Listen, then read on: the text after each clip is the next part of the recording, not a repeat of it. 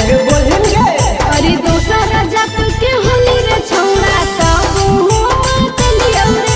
अरे दोसरा जात के होली रे छौड़ा तब तोरा तलिया रे। तूने लेना बदला तोरा से कवन चीज हम ले लियोगे। तूने लेना बदला तोरा से कवन चीज हम ले लियोगे। आगे कौची ले लियोगे। अरे दोसरा जात के होली रे छौड़ा तब हो तलिया रे। अरे दोसरा जात के होली रे छौड़ा तब तोरा तलिया रे। अरे जाइन रे अरे जाइन रे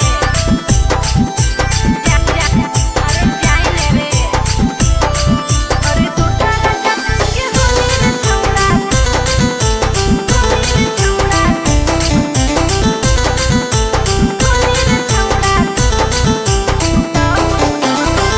तोरा नियन छौड़ी कौनो होलै न छौड़ा के।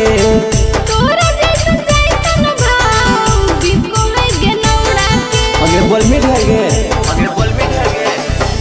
तोरा नियन छौड़ी कौनो होलै न छौड़ा के।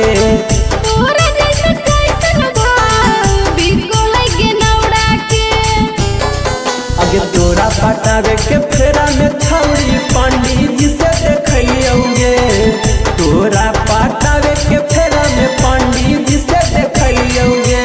जाइन रे अरे दोसरा जात के होली रे छौड़ा तब हो तलिया रे। अरे दोसरा जात के होली रे छौड़ा तब तोरा तलिया रे। अरे जाइन रे अरे जाइन रे जा जा अरे जाइन रे।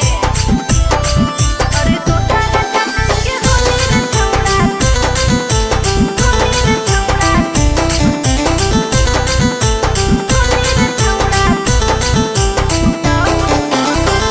लाजो न लगल बना के नी धोखेबा जगे। रखली रे छौड़ा अपन पापा के लाज रे। पापा के लाज रे। लाजो न लगल बना के नी धोखेबा जगे।